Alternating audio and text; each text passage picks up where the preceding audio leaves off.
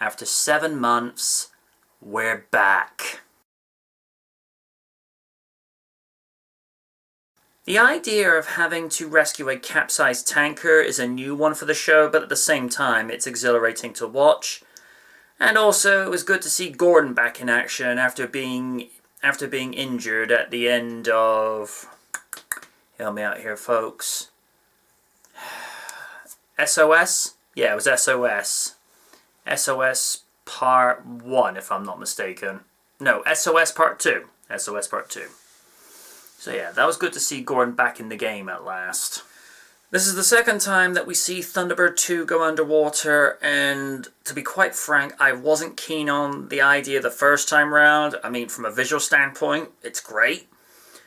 But from a technical and engineering standpoint, it's an engineer's worst nightmare. I mean, giant air freighter leviathans like Thunderbird 2 are not built, designed, nor in mind to go travelling below the waves, considering what that would do to the air intake filters alone.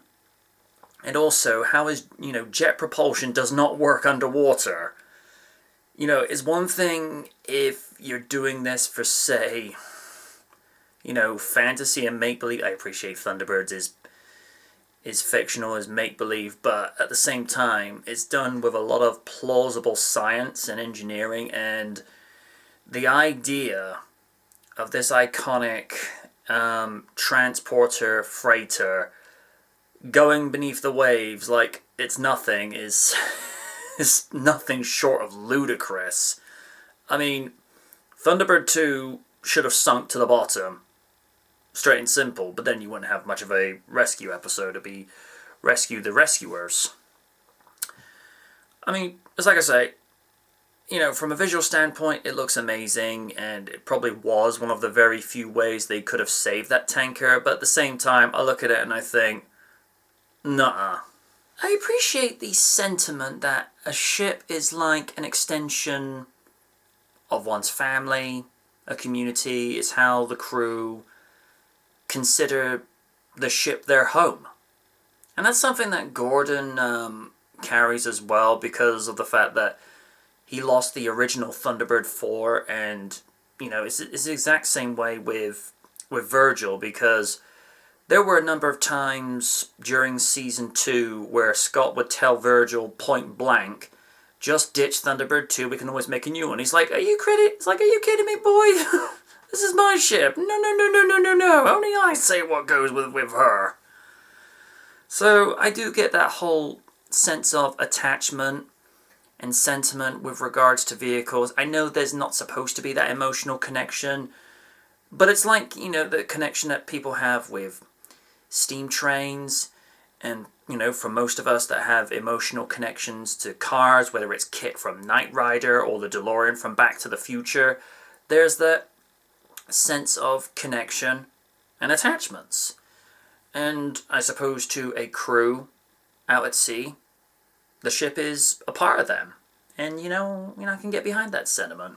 And after 5 years of will they, won't they, will they, won't they, Gordon and Penelope finally kiss. But it's done in a way where it's very sweet, sincere, and it's done that sort of way that's more like, aww, rather than, hey.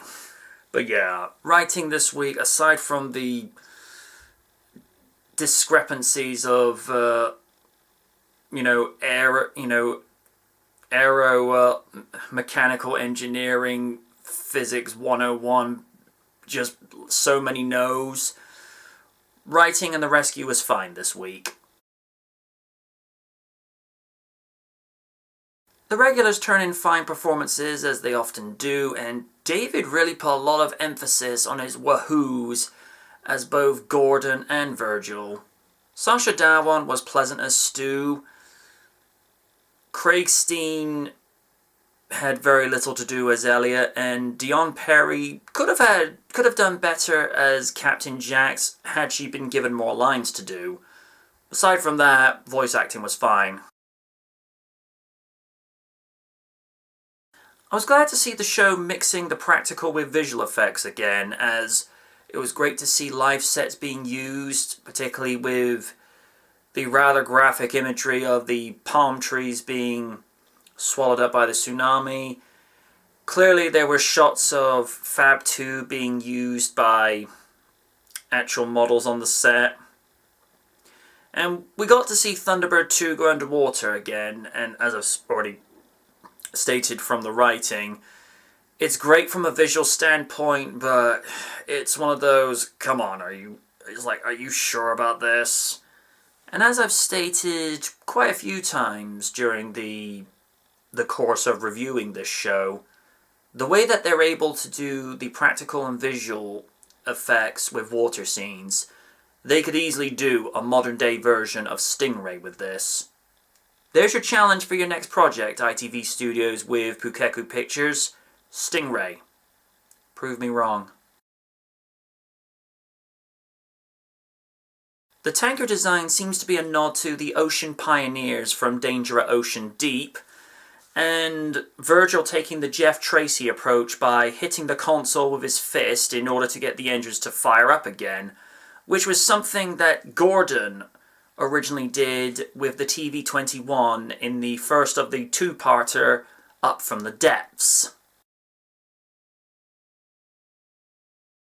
After 7 months since Avalanche, it left the fans wondering when the show would return, and it did so with a bang. It was great to see Gordon back in the game after being out with injury after the end of SOS Part 2, and it was good to see the return of practical models, and finally, we get to see Gordon and Penelope end the tension as they share a pleasant kiss on screen. And only 7 episodes remain. And when does the journey begin for Jeff Tracy? We'll find out those answers together. But until next time, good night from the night, and Thunderbirds are go.